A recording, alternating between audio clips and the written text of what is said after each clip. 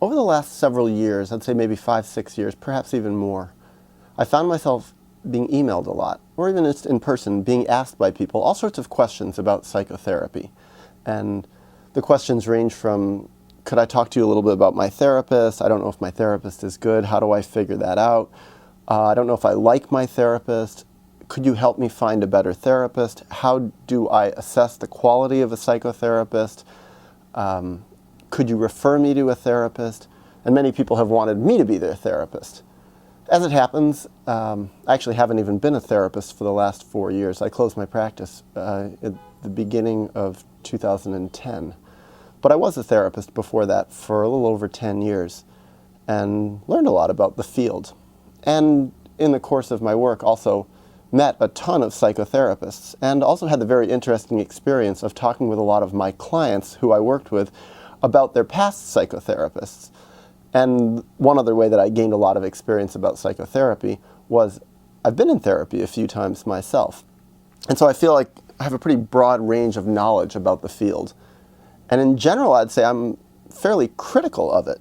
Not entirely of psychotherapy, but pretty strongly critical in general.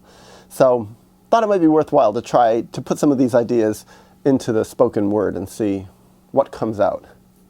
When someone says, I think I need psychotherapy, could you refer me to a therapist? I'm often very hesitant to do it. And the first thing is, I don't necessarily believe that anybody needs psychotherapy. That's been something that's been really important for me personally and watching others, that often people say to other people, oh, you need psychotherapy, and often people can start to believe it themselves, I must need therapy. But I think the real thing people need is they need to grow. They need to evolve. They need to heal their ancient traumas. They need to work through whatever issues they're going through. They need to often share their ideas with other people and have a sense of connection. And sometimes psychotherapy can be helpful with that, but it's certainly by no means the only option. And often psychotherapy doesn't even help with that. The main reason, I think, is because most psychotherapists, in my opinion, are just not that good. And I think something that the psychotherapy field, the psychology field, has tried to portray itself as is as scientific. And what I've come to realize over time is it's not really scientific. You can apply the scientific method to a lot of the things about psychotherapy, but it's not really a hard science at all. I mean, in university, I studied biology, and biology even gets criticized for not really even being the hardest of sciences. It's not like physics or math or chemistry, but psychology is even a step beyond. So what are psychotherapists then if they're not scientists? And the two ways I would frame my answer to that is, first, that psychotherapists are healers, and second, they're artists. And both of those things require some deep innate talent. There's a skill level that can come with it. You can get better at it or get worse at it. As many, I think, psychotherapists do, they get worse as they grow in time, or don't grow in time. But I think it's like when I think of painters, it's like there's some painters that just have a brilliant talent and they can improve at that talent, and then there's some painters that just don't have much talent. It's sort of an irony. I see walking around the streets of New York City where I live, often I see discarded art on the street, and probably about 99% of the art I see discarded on the street, just literally thrown out on the street for the garbage men to take away, is student art. It's art by people who don't have an incredible amount of talent. They're just sort of practicing, but it's kind of mushy. And it's kind of how I think of most psychotherapists. They're really not actually even students in the best sense of the word. They're just not very good. And so for that reason, I'm very, very hesitant to refer people to a therapist, because therapists have so much power, just inherent in the role of psychotherapy, in the privacy of it, in the intimacy of the relationship, and the fact that the therapist doesn't necessarily reveal as much about themselves as the client does, and that the client is paying the person money. It sets up a really strong power dynamic. And the result of that is the therapist has a lot of power. That power can be used to help somebody heal, or it could really hurt people. And I've seen a fair amount of both. And I would say in my personal experience, I got a lot out of therapy, but not from the therapists, but from just learning about the experience. And a lot of it for me was later as a therapist, I learned what not to do with people. And so I think that in and of itself was valuable, because even very negative experiences, and I would say my psychotherapy experiences in general were very negative. They themselves didn't catalyze growth, but I made use of them. They were negative, and I didn't walk away from my relationships with my therapists saying, I respect that therapist. That person really helped me grow. It's like I got that in many other ways, primarily through self-therapy. And ultimately that, again, brings up the question of what is the point of psychotherapy? And it took me a few years to figure this out, working with clients. But what I ultimately came to is the point is not necessarily to help people resolve specific problems, but to help people gain the tools to figure out how to help themselves grow. In so many words, I could say the goal of psychotherapy is to help people learn how to do self-therapy. So what I would say to the people I worked with often was, it's not that you're necessarily here to ultimately finish your growth process. What I think you're here to do is to learn what we're doing in this relationship, to learn what I am doing for you and helping you do, and take that, and take whatever it is that I'm doing and figure out how to do it yourself and get rid of me, render me irrelevant, make me moot. And that's a real challenge. Now, some people say, oh, you need a dyadic relationship. You need two people, a dyad, to be able to make therapy work. Well, I don't think so. I think therapy can be done entirely internally, within oneself. And it's not even so much that I think it. I know it, because I've done it. And I feel like I've gotten really good at it, and I've watched other people get good at it, and I've seen some people who just were inherently just somehow very good at it. And I think a lot of times people like that don't need psychotherapy. That is a big part of why, for me, I just have not felt any urge to go back to psychotherapy. I haven't been in any sort of relationship with a therapist since 2001, since the very beginning of 2001, and I just, again, feel no desire to go back. But that's not to say it's not helpful to people. For some people, it could be incredibly helpful as a learning tool, as part of their learning process. So if somebody does want to go to therapy, how do they find a good therapist? And how do they know, or if they have a therapist, how do they know if their therapist is any good? Psychotherapy is what I've come to realize, it's a really mysterious field. I remember when I first became a therapist, even though I'd been in therapy for some time, I didn't have a ton of experience as a client. All I did know was the therapist I was with, and that was a very limited amount of experience. And I knew a lot of therapists, but I didn't know actually what really happened, certainly in any sort of broad range of psychotherapy sessions. And becoming a therapist, it's like I'm becoming this thing that I really actually don't know that much about. I think most therapists, what they do is they become a lot like their own therapist. They use their own psychotherapist that they've had as their role model for how to be a therapist. And I didn't really like my therapist that much. So in a way, I didn't have that as a role model. You could say that's a disadvantage, but I actually look at it as a real advantage, because what happened for me is I realized I have to be very creative, and I have to go to fundamental questions to figure out what is therapy. And it took me a while. But so how does someone find a good therapist? And how does one assess their quality, considering it's such a mysterious field? And when I first became a therapist, what I did is I went out and got tons of books. Started reading a ton about therapy. Like now when I go to a therapist's office, I went and visited a friend the other night who's a private practice therapist, and I was in his office and I was looking at all the books. And it's interesting because a lot of therapists have similar books. Okay, they have their Freud and they have their Jung and whatever else, but there's lots of other books. But I really particularly wanted books that had case studies on psychotherapy written by psychotherapists. I also found it very helpful when I found books written by clients about their therapy or former clients. But honestly, I didn't find too many that were that good. And also it's like, I was always suspicious of therapists who wrote about their clients, because it's a confidential relationship. So it's sort of like, why were they writing about their clients? Or if they were changing a lot of the stuff that happened in the therapy to protect their client's confidentiality or anonymity, it was sort of like, well, then is this realistically what happened?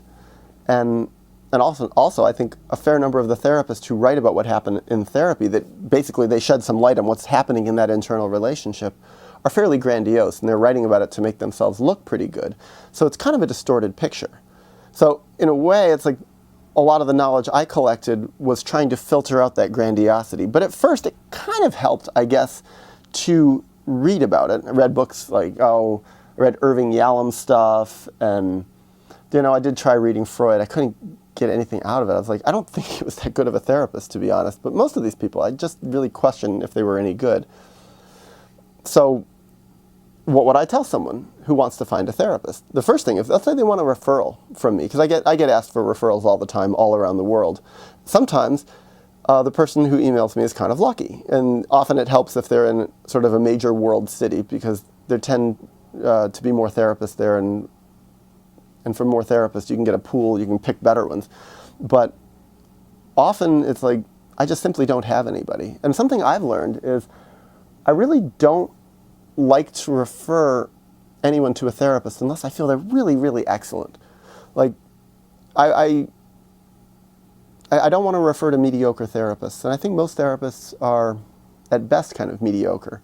Something else that I've realized is psychotherapy, certainly psychiatry, tries to model itself after the medical profession, which, okay, psychiatry really I don't think is medical, but a lot of the medical field is basically kind of scientific. So, and what I found is let's say if you have cancer and you go to an oncologist for your cancer, you can kind of assume they have a certain level of quality. So most cancer doctors are pretty good, and then there's a small percentage that might be fantastically excellent, just a step above, and there's probably a fairly small percentage that are pretty bad, but mostly it's kind of like on a curve. Most of them are pretty good. Well, I don't find the same in the psychotherapy field. What I find is most are pretty bad, some are kind of mediocre, and then there's a small number that are really good. And I feel like I don't want to, and I'll say this to people, I just don't want to refer unless I know I'm referring to someone who's really excellent. And there's just not a lot. A handful that I know that I really have confidence in. And yes, there are some therapists, I think, who could be really excellent with certain type of people, certain type of issues, and maybe not others. But there's also a part of me that feels a really good psychotherapist should basically be able to work with anybody, any kind of problem. Because the real problems that people have are human problems. They're all kind of trauma-based. So they just play out in different ways. I think a lot of therapists like to focus on different manifestations of trauma-based problems, but to me, I think like a really good therapist is going to get to the root of the trauma, and however it plays out, it's not as important it's not as important as what really happened to cause the problems. So a good therapist is going to have a great understanding of trauma, be very, very trauma sensitive, also be very, very respectful of someone's childhood experiences, very curious about their childhood experiences also, because most of the stuff that people have as problems, I could even go so far as to say, basically, at some level, all of the problems that people really have in life fundamentally come from their childhood experience, because that defined them as a person and sort of guided them on their life path. Yes, of course, people can have problems that play out in all sorts of adult ways, but ultimately, it's the childhood stuff. So for me to really feel confident about a therapist, it's like I want to know that they really get this childhood stuff and are really interested in it. And what's surprising is a lot of therapists, sometimes even whole schools of therapy, just aren't interested in childhood stuff. And what's sad also is I've seen a lot of clients talk to certainly no lack of people who say, I don't want to go to therapy to deal with my childhood stuff. That happened, that's over. I want to deal with the here and now. And to some degree, yes, you could say there's some validity to it, because I certainly worked with a lot of people where they got a lot of mileage out of really dealing with the here and now. And even in my own personal self-therapy, a lot of my growth process is in the here and now.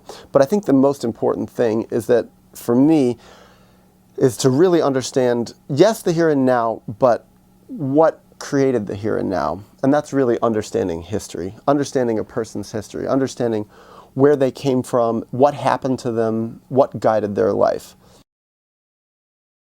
How do you figure out if your therapist is any good? So let's say I don't have a good referral, because I'd say, 95% of the time when someone gets in touch with me or emails me wanting a referral, I say, I honestly don't have anybody. It's not like oh, look on your insurance panel, or look in the yellow pages of the phone book, or just get a referral from some friend. It's like, chances are the therapist is not going to be that good.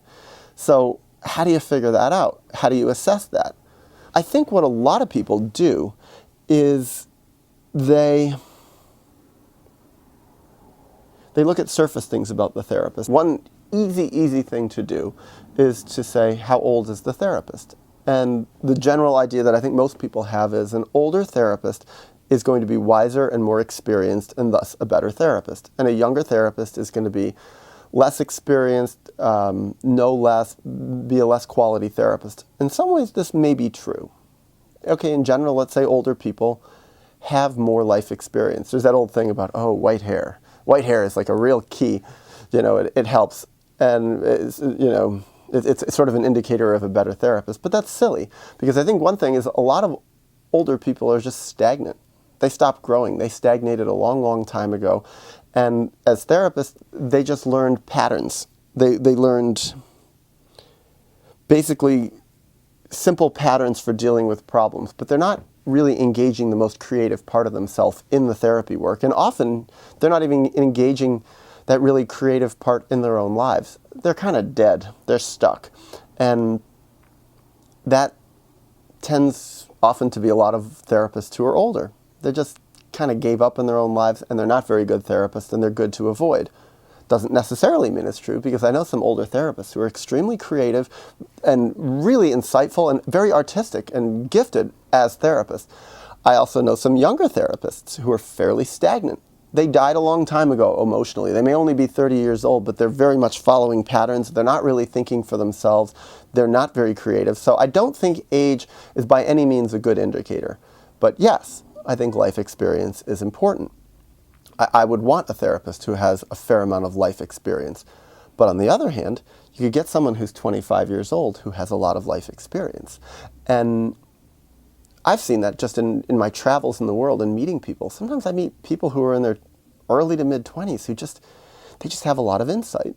And also, if someone is 25 years old, you could say, oh, they're very young. How could they have a lot of life experience? But a really open-minded, creative person can pack a huge amount of life experience into a fairly short time. And also, 25 years is 25 years of being alive on Earth. Also, another advantage of a younger therapist is that they're actually closer in age to their childhood. So often, I mean, not often, but it's certainly possible that being closer in age to their childhood could make them more attuned to issues around childhood trauma. Often the case, but sometimes not. And sometimes older people are just more distant from their childhood experience. So that could be one plus for younger people. But again, I don't think age is really the key. Because when I think about when I really refer to therapists and have seen their quality, it's not contingent on their age. It's contingent on some other thing in their creativity, in their spirit, and their just general sense of aliveness, in their fighting for themselves. And the therapist who really fights for himself or herself and is very creative and alive is inevitably going to transfer that into their therapy relationship. So that would be one thing. One thing it's kind of silly, but it's sort of or maybe it sounds cliche, but something I find is I just think the better therapist, and one could argue it back, but I'll give my arguments in a minute, why I don't think the arguments back are true, that in general, the therapists that I just like better as people, I just find them more likable, I think are just better therapists. Now one could say, oh, maybe that's just because I like them better, I think they're better, but it has nothing to do with their inherent quality as a therapist. But I would also say, well, I don't know. I think it's just like, who do I like? I like people who are more alive. I like people who are more free. I like people who are more open-minded, who are more creative, who are more courageous, who take challenges better. I just inherently am drawn to that kind of personality. And I think that kind of personality is just a better therapist. They're people who are thinking really outside the box. And so in general, I'm not drawn to a huge number of people. It is interesting that a decent number of people who are closer to me in my life actually are therapists or counselors or coaches or something like that. And it's not necessarily that I'm drawn to them because we shared a similar profession, but instead because they came into this profession because they had a healing gift in their own lives and they realized they could transfer it to others. And I'm just drawn to people who have a healing-oriented frame and also have that sort of altruistic spirit of wanting to help other people. And good therapists have that. They actually really deeply desire to help people. Now, how does one figure that out? If, let's say, you're a client in psychotherapy and you're wondering, is my therapist any good or not? Is my therapist one of these really wildly creative, alive people? And I think for many people it can be hard to tell. I think a lot of people who end up going into psychotherapy, especially early on, are kind of depressed or very shut down in various ways themselves and don't necessarily, or just kind of inexperienced with dealing with being open about healing in some ways. And so it can be hard to assess, like, how do you figure out if someone else is alive and really growing and spirited and creative and really there for you? How do you know this? Especially in a psychotherapy field where you're supposed to go in there and just talk all about yourself. And not, if you're supposed to talk about yourself, how are you supposed to figure out how the other person is if they're just sitting there? Well, one thing is, I challenge that idea that you're supposed to just go into therapy and talk about yourself. I'd say, if you really, and this is a lot of what I would say to people and do say to people when they email me, is my therapist good or not? How do I figure it out? I'd be like, ask them. Ask them questions. Why are you asking me? It's like, yeah, you can ask me, but I'd just say, I put it back on you. You go and ask them. It's like, that's something that I've come to. I have a great respect for the clients I had who came in and just grilled me, asked me tons and tons and tons and tons of questions, personal questions, asked me questions about my philosophy, asked me questions about my conception of psychology, asked me questions very quickly. What do you think of me? They would ask me. What do you think about my problems? What do you think would be best to help me? They would sometimes read my website and grill me on it. Ask me lots of, why did you say this? When you say this, do you think that applies to me? Do you think I'm a bad parent? Do you think my parents are screwed up? Do you think I should leave my parents? It's like, and really put hard questions to me. I think that's a very good, quick way, well, not necessarily quick because it takes a while sometimes, but certainly a great way to figure out the quality of your therapist is to ask them and see what they say. It's kind of like that old statement, question authority. But I like my addition to it is question authority. And if they really deserve having any sort of authority, they're going to answer you, and they're going to answer you in a really respectful, good way. And I think the way that a therapist answers is going to tell you a lot about them, and also the way you feel when they answer. Like, for me, if I'm going to question a therapist, and they're going to answer me in a way that leaves me feeling like, that answer didn't really sit right with me, or I feel, or if they disrespected me, or they gave an answer that was weird or bizarre, or I just felt kind of icky, or maybe I felt judged for even asking it. Those are generally pretty bad signs about the quality of the psychotherapist. Now, that doesn't mean that they're necessarily going to answer the way you want. Maybe they'll answer in a way that makes you uncomfortable. Or maybe it leaves you thinking. Or maybe it's just like, maybe even it can be annoying. But I think it takes a while sometimes to process their responses. But just the process of asking them a lot of questions can be very, very useful to get down to the bottom line about their quality. Something that I also found as a person who's received a lot of these emails from people about asking about assessing the quality of their therapist, is they would ask me, or they would say stuff like, I do this and my therapist responds in this way that makes me feel kind of weird and uncomfortable. What do you think about that? They want my feedback. It's almost like they're emailing me as a consultant, like, they're having bad feelings about this, and they want me to give my feedback on it. In a way, they're asking me sort of as a therapist, like a second therapist, like a second opinion.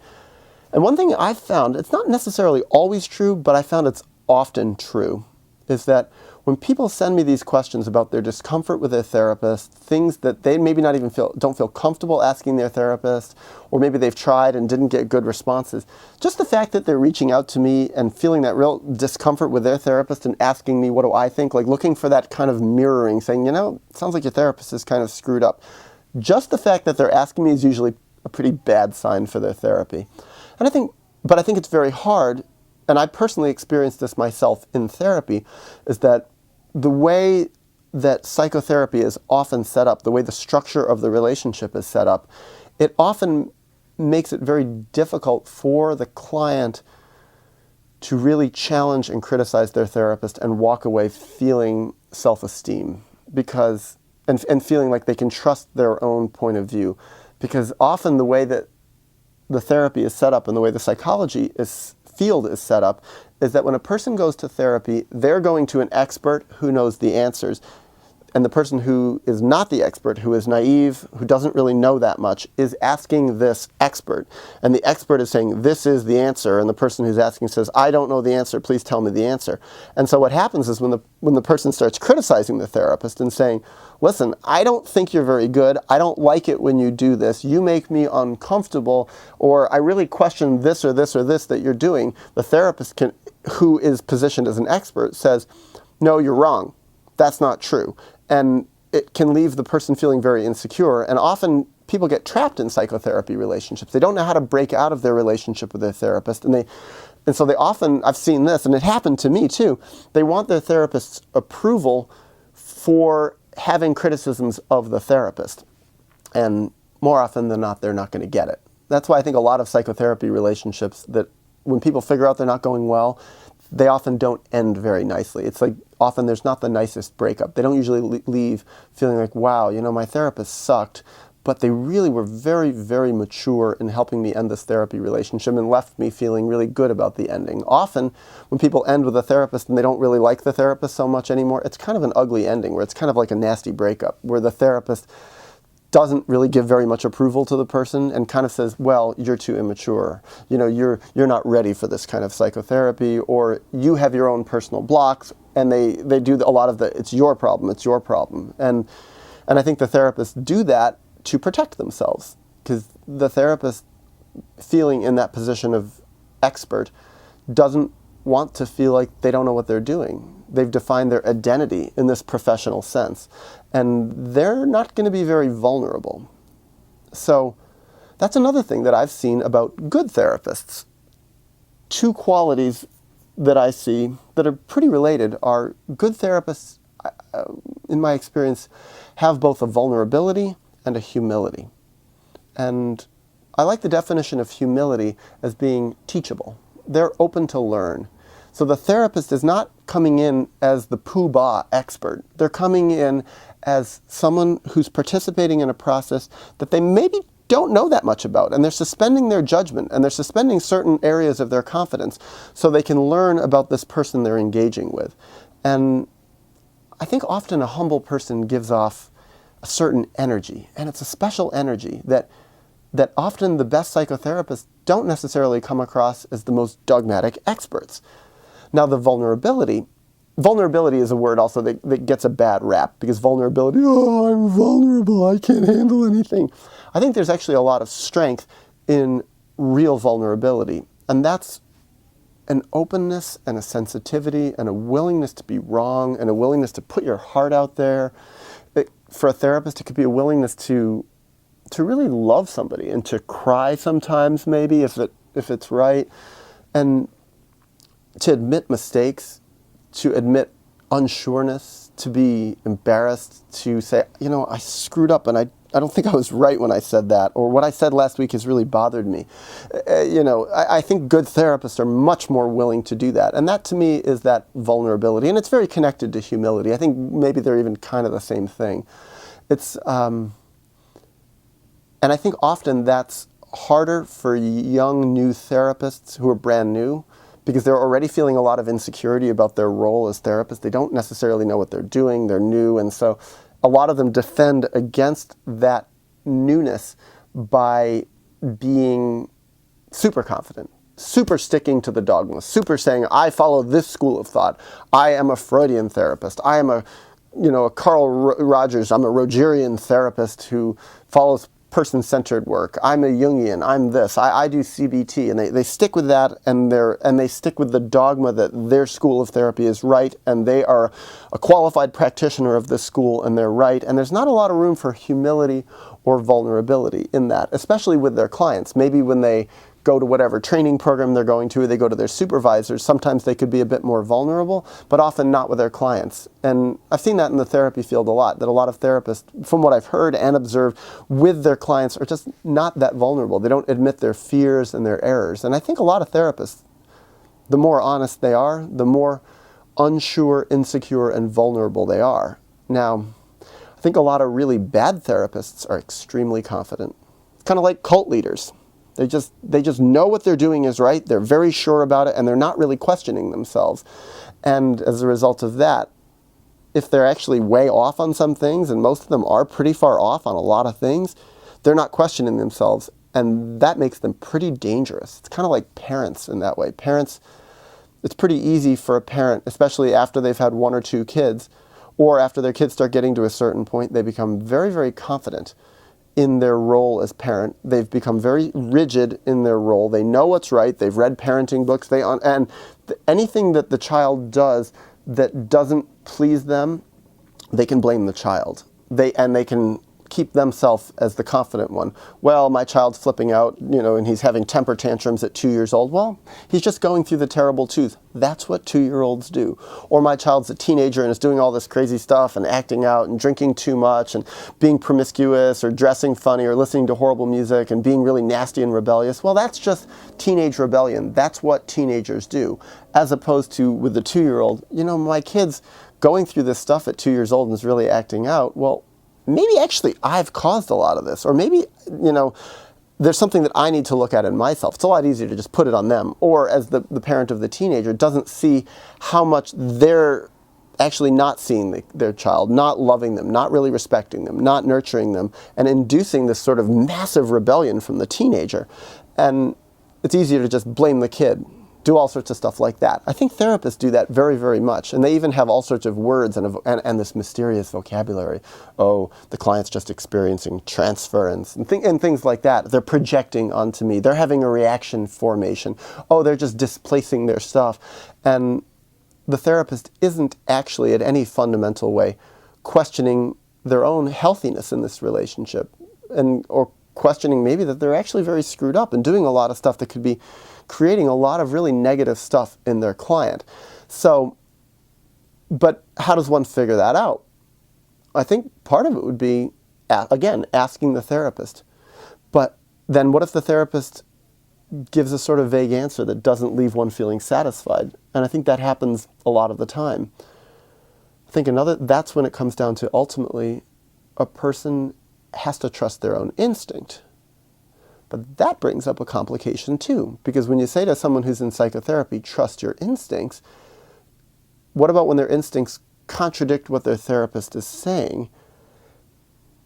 One thing that often brings people into psychotherapy in the first place is that they don't trust their instincts that well. And traumatized people often have a very hard time in various ways trusting their own instincts because their instincts got beaten down. Their trauma actually forced them as a reaction to not having to feel so much pain. They had to bury a lot of that stuff. So it's very hard for people often to trust their instincts in psychotherapy. Now, some people do it. I've seen a lot of obvious cases that are like the therapist is overtly horrible, especially when I was working in a public mental health clinics, that there were sometimes therapists who were just straight out horrible, like extremely bad. And sometimes you get a client who would get placed with this therapist, get assigned to them, and the client was just actually far more mature than the therapist. And the client would go, "Oh my God, I can't work with that person." And they would sometimes quit after one session or 2 or 3 sessions maybe. They just say, "I can't work with that person. I don't know why that person's a therapist. They're obviously more disturbed than I am." And most of the time, it'd be like, yeah, it's true. I had people who would sometimes get referred to me after like this horrible therapist, and they would tell me this about the therapist, and I'd say, well, probably not supposed to talk bad about my colleague, but oh well, I really don't care because I feel like you're my client and I'm here to work for you. I'm not here to protect my field and my bad colleagues. That therapist was horrible. You got bad luck. But also really good for you for trusting your instinct and getting out. But those are really extreme, obvious cases. What about if someone's really going through a major personal internal crisis and they're going to therapy to deal with their crisis, and inherent in their crisis is they feel extremely vulnerable, confused, lost, unsure of themselves, very emotional, maybe self-hating, maybe even suicidal, maybe even they're having experiences that are so extreme that they would be called psychotic or something like this.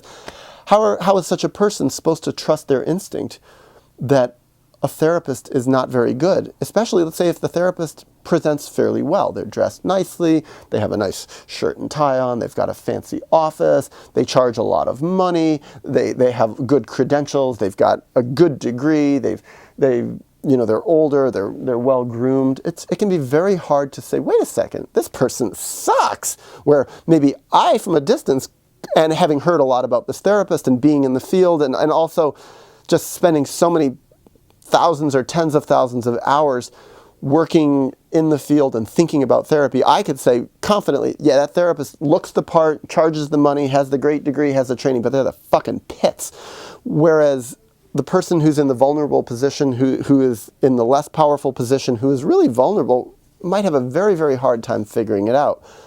One recommendation there, I would say, is do your own self-therapy simultaneously. Journal about this. Journal about how you feel. Put down all your own fears on paper. And even for anybody, I think it's a good idea. If you're in therapy, also simultaneously do your own self-therapy. And make your own self-therapy the most important thing in your therapeutic process. And have your psychotherapy just be one adjunct part of your own self-therapy. I think that's really important. And what that requires, though, is the person who's going for help has to take the lead in their own process of healing. And that just means you have to have a lot of motivation. It's a lot of work to do it.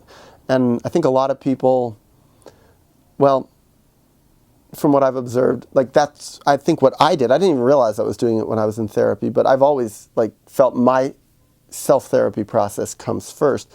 But in some ways I may be kind of unusual because I just had a super intense passion to heal and to know myself. And I think other people's passion goes in other directions. And so a lot of people want their therapy, in their psychotherapy with a therapist, to be the primary thing in their healing process. I saw that with clients a lot. They would come to therapy once a week, and often they wouldn't put a huge amount of energy into thinking about their internal healing process and their self-therapy process during the week. And sometimes it would be like they would come in and had not processed stuff in the week that they were outside of the therapy office. I always encouraged people to do it. And for me as a therapist, it was most exciting to work with people who were really engaged in their own self-therapy process, because then I felt it lowered that power dynamic and I felt like I had a real equal. And I felt there I was part of a team where I had someone who was not just meeting me halfway, but was using me the best way they could. Because I feel it's wonderful when people can use a psychotherapist for their growth process, as opposed to expect their therapist to do a lot of the processing and work for them. But another way that someone can assess the quality of their therapist is to get outside opinions. People can ask their friends. People can ask, maybe they could even go to another therapist and bounce it off someone, reach out to other people who might know better. But the problem is, a lot of people who end up going to psychotherapy, by the time they're in therapy, they've kind of tapped out their friendships in this deep way. Their friends maybe don't want to hear this stuff, or maybe even their family members don't want to hear this. They don't want to hear about that deep internal stuff. And so a lot of times they're very alone in their psychotherapy process, and there may not be anybody to bounce these ideas off of. In that case, I would say, if there's nobody to really bounce these ideas off of, if you can't really figure out if your therapist is good or not, then sometimes the only answer is to engage more deeply in self-therapy, to ask oneself the question, to somehow create or foment some sort of inner dialogue with oneself. I think the easiest way, at least for many people, and certainly for myself, has been to journal. Just journal, get the ideas out, and really look at what you're writing and take it seriously. Take seriously your feelings. If you really feel your therapist is not that good, and your therapist is not giving you mirroring, it's not saying, because most therapists would never admit it. They're not going to say, yeah, I do suck. You're really questioning me, and you're really smart to question me because I'm actually not that good. It's like, I don't know that I've ever even heard a therapist who has said that. It's like, that's the kind of thing that a person has to come to on their own. Another thing is a person can leave therapy for a while, see how they feel for a few weeks or a month or 2 months or 3 months without therapy, and then maybe go back and try it again with a new, fresh set of eyes. There are some basic things that I think can separate good and bad therapists. One is the whole question of medication. My experience, when therapists start suggesting that people try medication or recommend it or suggest that they go to a psychiatrist, it's pretty much a sign that the therapist is not very good. Why is that? It's Because a really good therapist can help a person work out their emotional problems and doesn't say, go outside and take some external substance which is going to change you. It's like, aside from the fact that the medications have all sorts of dangers and nasty side effects and things like that, it's like a good therapist can help someone find confidence from their self within. They don't need to necessarily refer someone outside to something else. But on the other hand, there are things that a therapist can suggest that a person does that can be very useful, like exercise, go out or eat healthier, or maybe don't party so much, don't try so much drugs and alcohol, get a good night's sleep. These are very practical things that a therapist can suggest, but I also think any good friend can suggest this too, and it's just sort of good knowledge about healthy living. But I think when the therapists start pushing the pills and suggesting that, it's a sign very quickly that the therapist doesn't know what they're doing, they're out of their league, they're insecure, they're dealing with something that's over their head, and they want the person to not feel so much, to not behave the way that they're behaving. And a lot of times from what I've seen is a lot of therapists themselves are taking psychiatric medication. They're drugged themselves. Now, is it okay to ask the therapist that? Ask them what their opinion is on medication, ask them if they take psychiatric medication themselves, ask if they've ever been on psychiatric medication or what their opinion about it is, et cetera, what their experience of it was. Yes, I think it's great to ask. I think it's really, really important. And actually, some of this I wish I knew more about when I was in therapy, because I probably would have asked a lot more questions. Though when I did ask questions, I didn't really get very many good answers. But I think a lot of therapists do shy away from answering personal questions. And I think in a way there can be times where it's appropriate, not necessarily to answer certain personal questions. Though I really think about that more and more now. Having been away from being a psychotherapist for 4 years, I'll leave that one open. I'm not so sure about it, because certainly during my 10 years of being a therapist, I became much more open to answering personal questions as time went on. Early on, I didn't answer much. I wouldn't answer stuff like, am I gay or straight? Am I in a relationship? What's my relationship with my parents like? I mean, maybe sometimes I would talk about some of those things, but a lot of it I didn't answer. And part of it was that the people who were training me, my social work program or my supervisors, because I did a lot of years of supervision, that they really pretty strongly encouraged me not to talk about myself, not to share too much personal detail. And also I had psychotherapists who basically shared nothing about themselves. And I kind of followed suit. And over time, I came to realize that in many cases, it was an error. I really wished I'd shared a lot more. And toward the end, I did share a lot more. And I think, look at me now, sharing stuff on YouTube for general public consumption.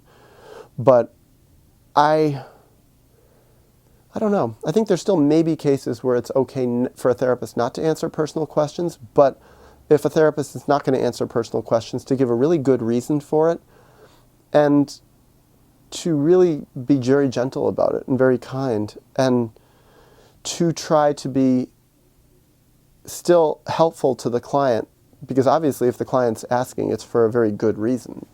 Maybe the reason isn't always apparent. Maybe someone's asking for all sorts of other reasons, but underneath it, there's always a good reason. So, I don't know. I think if I was going to be a therapist again, I'd probably be a lot more open about answering personal stuff. But most importantly, to handle it gently and respectfully. And because there are all sorts of schools of therapy that are like, they're basically therapist protecting. You know, the therapist should be a blank slate and hide behind some sort of screen and let the client project their ideas onto them. And a lot of that, I'm not so into that. I think if I were a therapist again, and certainly toward the end of my psychotherapy experience, I didn't want people projecting that much onto me. I wanted people to know me for me. Now, what I always did say, or pretty much certainly during my years of being a therapist and much more toward the end, was I was very open about my feelings and my opinions about all sorts of stuff. And I was very open to giving feedback about what I thought about clients and their situation. And I was willing to give spot assessments at any moment. If someone wanted to know what I thought about them, or thought about them in some situation, or thought about them in some relationship, I would try to be respectful about it and very gentle about it, but be very direct and say it.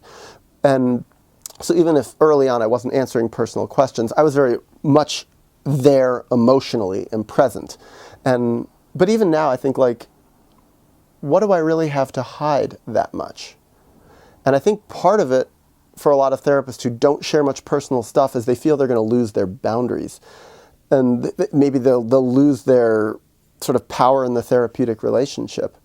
And I've thought a lot about that. I think it's one of the things that actually makes therapy really, really special is the boundaries. A therapist isn't a friend. They're not someone who's just there for a casual relationship. They're there for a very strong purpose, to help the client know themselves better, to evolve, and to grow. They're not there to meet their own personal needs. That's the whole point of the therapist taking money. The therapist takes money in this relationship, and that's what they're getting out of it. They're not there to get their emotional needs met. They're not there to be loved. They're not there to be cared about. They're not there to be necessarily respected entirely. They're there to help the other person grow, and they're taking money. And it sounds kind of blunt, but I think that there's a wonderful sort of simplicity to it. It's not like with a friend, it's like there's a real mutuality where it's like, in general, I think it's really nice if friends give as much as they receive on an emotional level, and they're there for each other. Sort of one is there for one at some time, and the other is there for the other at other times. And I think psychotherapy is not like that. It's always pretty clear who's there for whom. And that's something that, I mean, that I really like. Now, there are some exceptions. I remember once I got a kidney stone that descended right in the middle of a psychotherapy session, and I became violently ill and had to go to the emergency room. And I was working with someone, and the person I was working with, who actually, funnily enough, was very mistrustful of me for various reasons, and we had a fairly conflicted therapy relationship, which actually was really good in a lot of ways because we hung in there for a long time, and I think it was very valuable. But this person actually brought me to the emergency room and helped half save my life. And it was very strange. I didn't feel right charging for that therapy session and didn't. But it was like, it was sort of a bizarre, odd thing. But I think in general, it's like, no, I was not there to have the clients meet my needs at all. It was very clear it wasn't that. And I think by making that so clearly defined, what the boundaries of the relationship are. The client is there to come on time, to show up, to do their work, and to pay the money, to respect whatever boundaries of the office situation we have, like, can't attack me, can't physically hurt me, things like that, but can be nasty to me, can insult me, can pick on me, can say whatever they want, can say that I'm ugly or smell or whatever they want to say. It's all okay. Past that, my job is to be there for them. And I think what can happen in that way is it can nurture a relationship for the client where the client feels really safe. Perhaps for the first time in his or her life, feels really safe to expose himself on an emotional level, to really be himself, be who he really is, as they say, warts and all, to really not necessarily be a nice person, be an honest person, maybe a person who shares about things that are really unpleasant or ugly or nasty, or share about historical things that are extremely painful, share about ideas that are not necessarily socially acceptable. And that's another thing that's beautiful about a psychotherapy relationship, which doesn't necessarily happen almost anywhere else in our lives, is that the psychotherapy relationship is inherently confidential. What happens in there is private. Like, details about the person are not being shared. Details about the therapy, it's a very private, beautiful thing that can happen. And in that privacy, all sorts of special stuff can come out. And that level of safety where it's really like what a good parent-child relationship should have been. That the parent was really fully there, devoted to the child within the parameters of that parent-child relationship. And why do we get traumatized? Because our parents failed us in so many different ways, in ways that they shouldn't have failed us. And they weren't necessarily confidential. They didn't nurture us in the ways that we needed. And so a psychotherapy relationship in some way does replicate a child-parent relationship, but God hopefully does it so much better. And since the client to one degree or another, is paying for this relationship, it should be a great, nurturing relationship. That's what they're buying. That's the service that they're buying.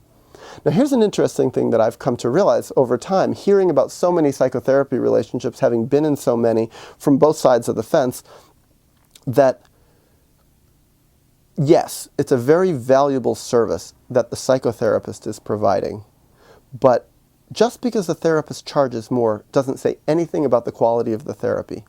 And not always true, but as a general rule, I've become fairly confident, no, more than fairly confident, I've become pretty darn confident at saying the less a therapist charges, the better the therapist. In so many cases, the really beautiful, great therapists, they charge the least amount of money that they can get away with charging to actually survive. They're not trying to get rich off of this.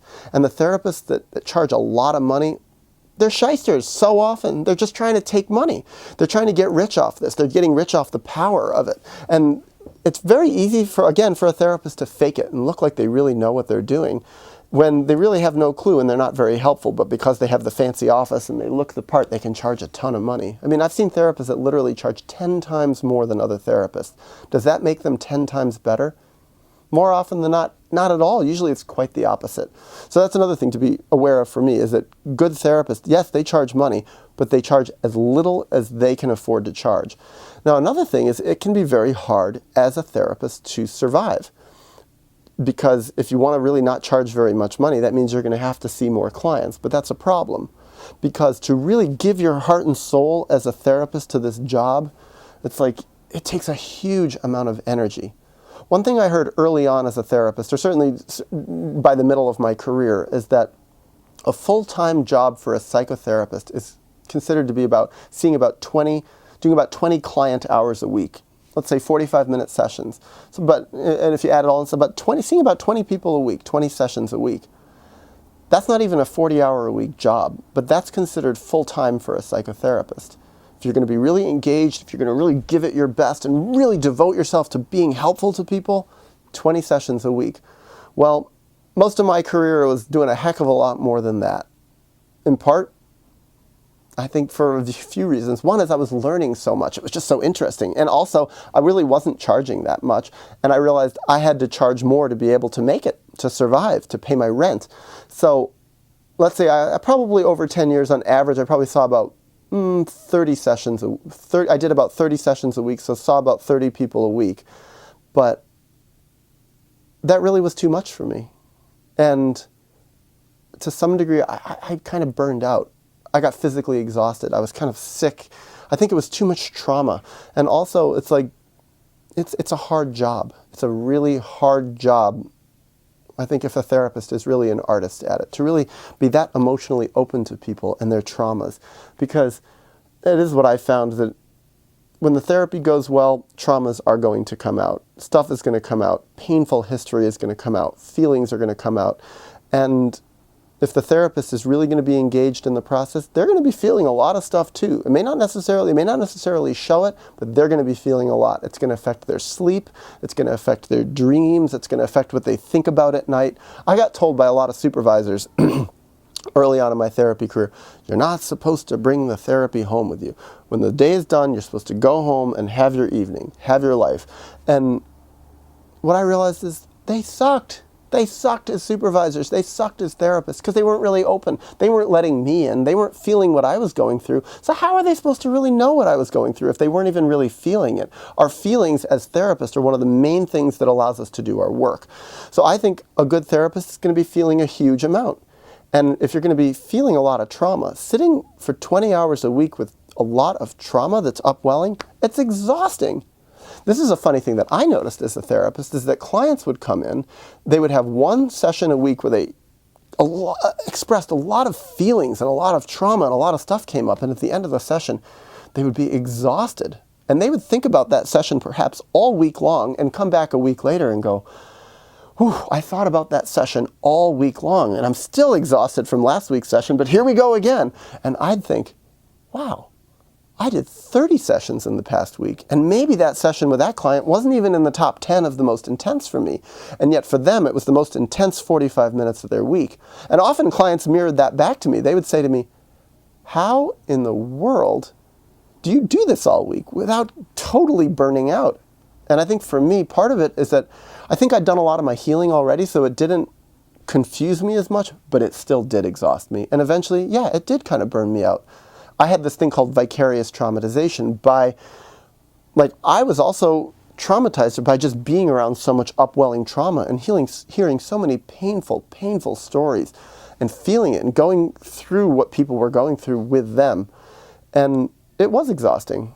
I think it's been wonderful for me actually to be away from being a therapist for 4 years. It's been 4 years and a month now, 49 months that I've been away from it. Yes, I've still been in the mental health field. Yes, I've been making mental health documentaries that are actually very critical of the mental health field, and that feels good because I feel like the mental health field desperately needs to be criticized a lot more because in general it's just a horrible field. The way it's been set up, psychiatry in charge, it's like all this medication stuff, mental hospitals, diagnosis, it's like yuck.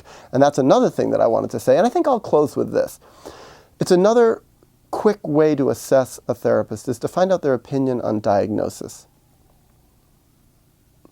In general, and almost entirely in specific, diagnosis is stupid. The way that we do psychiatric diagnosis, giving people these labels, obsessive compulsive disorder, major depressive disorder, dysthymia, generalized anxiety disorder, schizophrenia, subtype paranoid, this and that, and schizoaffective disorder, and bipolar, rapid cycling, and all this stuff. It's so stupid. It's like, these aren't real diagnoses. And so many therapists really do believe in these diagnoses. That's what we're trained to believe in school. We have to learn the DSM and many times have to write down diagnoses and use them for billing. But when therapists really get into believing that diagnosis is something that is valid, they're way, way off. Way, way, way, way off. It's like these specific psychiatric diagnoses are trivial and stupid. On the other hand, can a therapist make a diagnosis that doesn't use psychiatric diagnosis? And that I would say yes, but I don't even like to use the word diagnosis because it's so medical. I would say more of coming up with a picture. I like to think of it as, especially in the first session, when we're supposed to be doing an intake as a therapist and coming up with a person's diagnosis and asking them all this question, I think of it more like an artist, where I'm sitting there sketching and doing a sketch of the person's life and their social life and their historical life, their childhood and their family relationships and their personal relationships and their interests and their, all sorts of things about them, and coming up with a really detailed sketch. But it's a sketch, it's not a painting. And over time, getting to know someone a lot better is like filling in the details and not using charcoal anymore. Now maybe using watercolors or oil paints, but really getting to know a person that way and getting a three-dimensional picture of their life and getting to understand them better. If you are willing to use the word diagnosis, that would be my diagnosis, to really understand the real intimate three-dimensional picture of a person. And I think when you get a great artist, you can get a really fantastic sketch very, very quickly. I've seen some Picasso sketches that, oh my God, or Van Gogh sketches later in his career. It's like really good stuff, like getting the proportion right and the dimensions and all this kind of stuff. It's like, I'm not really an artist in that way, but someone who can really do a crisp, detailed, beautiful sketch about something. And I think a therapist can do that too. Very, very quickly, a good one. I think bad therapists, often you can give them all the time in the world. You can give them months or years and they still don't even know really who they're sitting with and what's going on with that person. And that's been shocking to me as a therapist. When people came to me and said they were with a therapist for 5 years and they described the therapy, and I realized, God, that therapist didn't really even understand the person they were sitting with. Probably in no small part because the therapist didn't even understand himself or herself. The therapist was a nitwit. And unfortunately, with the psychotherapy field, it churns out a lot of nitwits. And a lot of the training programs are stupid. A lot of the fields, the different schools of therapy are just stupid and based on dumb ideas. And so you get the blind leading the blind, so to speak. And the dumb training the dumb, the not very psychologically sophisticated training other people who maybe had a lot of talent but got lost in some school. So again, I'm not big into any of these schools of therapy. I'm not really into even training. On the other hand, how does one learn therapy? Well, maybe that'll be a whole other discussion and a different thing. But anyways, meanwhile, hope this has been kind of helpful.